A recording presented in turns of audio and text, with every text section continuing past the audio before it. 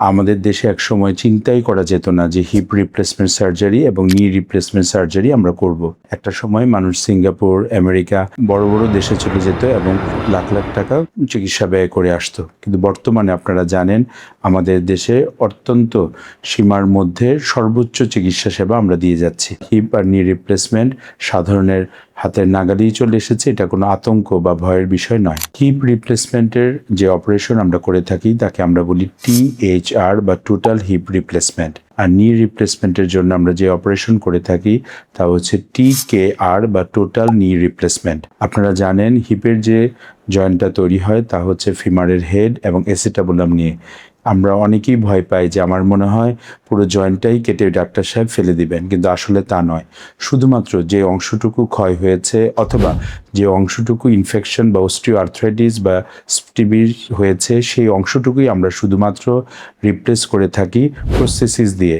এবং আপনারা অবাক হবেন, অধিকাংশ প্রস্থেসিসই লাইফ টাইম গ্যারান্টি, অর্থাৎ আমেরিকা বা সিঙ্গাপুরে যে প্রসেস দিয়ে কাজ করা হয় আমাদের দেশে সেই একই প্রসেসিস দিয়ে আমরা কাজ করে যাচ্ছি, তাও নামমাত্র খরচে। সেম একই কথা যখন আমরা নি রিপ্লেসমেন্ট করে থাকি তখন আমরা আমাদের হাঁটুর উপরের অংশের ফিমারের একটি পার্ট এবং নিচের অংশের টিবিয়ার একটি পার্ট রিপ্লেস করে থাকি। ফলে কোনো হাঁটু বা হিপ কেটে ফেলে দেই না, শুধুমাত্র যে অংশটুকু প্রদাহ বা ইনফ্লামেশন হয়েছে অথবা যে অংশটুকু ইনফেকশন বা অস্টিও আর্থ্রাইটিস হয়েছে সেই অংশটুকুই আমরা রিপ্লেস করে থাকি প্রস্থেসিস দিয়ে।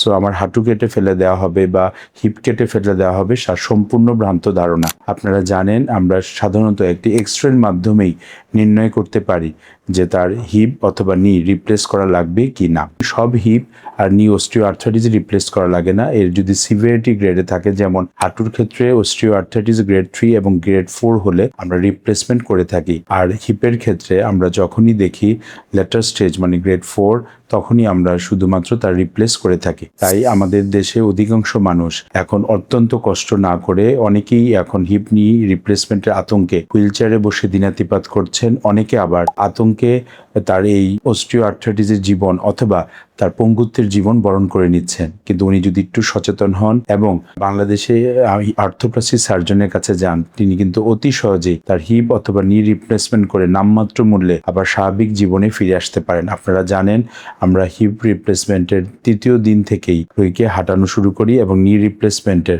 1 সপ্তাহ পর থেকে রুগীকে রিহ্যাবিলিটেশন শুরু করি। ফলে 1.5 মাস পরই রুগী দেখা যায় আগের মতো চলাচল করতে পারে এবং তার অভিশপ্ত জীবন থেকে বেঁচে আবার পুনরুদ্যমে স্বাভাবিক জীবনে ফিরে আসতে পারে। এবং আপনারা অবাক হবেন, আগে যে অপারেশন 6 লক্ষ থেকে 8 লক্ষ টাকা খরচ হতো, এখন হিপ রিপ্লেসমেন্ট মাত্র 2 লক্ষ টাকায় এবং নি রিপ্লেসমেন্ট মাত্র 3 লক্ষ টাকায় আমাদের দেশে করা সম্ভব। তাই আতঙ্কিত না হয়ে আসুন আমরা সঠিক তথ্য জেনে আর্থোপ্লাস্টিক সার্জনের কাছ থেকে হিপ এবং নি রিপ্লেস করি এবং স্বাভাবিক জীবনে ফিরে যাই। ধন্যবাদ।